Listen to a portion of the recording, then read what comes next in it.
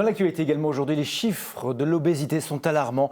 Un peu plus d'un Alsacien sur deux est en surpoids, 23% sont obèses. L'Alsace d'ailleurs se situe au-dessus de la moyenne nationale. Et les cliniques tentent d'améliorer l'offre de soins comme la clinique Sainte-Anne à Strasbourg qui développe un véritable hôpital de jour de nutrition.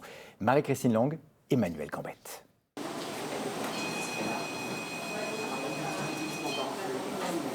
La scène est impressionnante. Au bloc, le docteur Costantino s'apprête à opérer un patient en situation d'obésité morbide.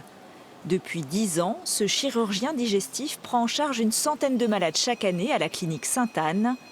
Aujourd'hui, la technique retenue est celle du bypass. Le bypass consiste à diminuer la taille de l'estomac et faire une déviation du petit intestin. Et celle-ci a un double effet.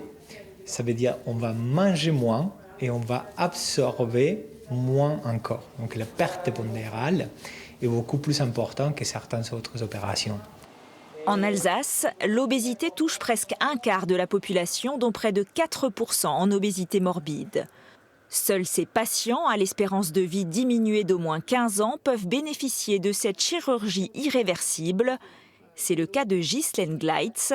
Elle pesait 126 kilos. Voilà, c'est moi, fin août 2021. Donc un petit changement quand même, je pense. Après, on oublie vite. Et c'est vrai que les personnes à qui je montre la photo me disent « Mais non, t'étais comme ça avant ?» Et je dis « Ben oui, c'était moi. » Bon, après, je le vivais pas trop mal, on va dire. Mais c'est vrai que là, je vis mieux. Ouais. Il n'y a rien de comparable, quoi. 2 ans après l'opération, Ghislaine est toujours suivie à la clinique Sainte-Anne, qui vient d'ouvrir un hôpital de jour de nutrition.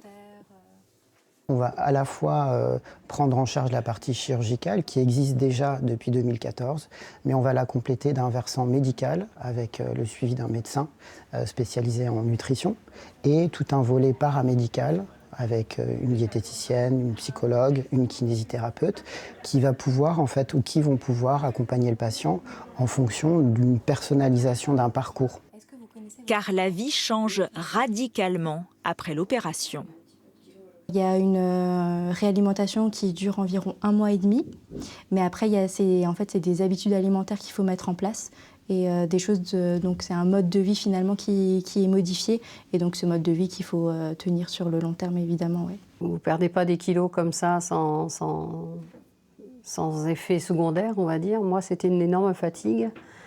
Donc il a fallu que je surmonte ça, mais après, voilà, je n'ai pas eu de contrainte vraiment médicale importante.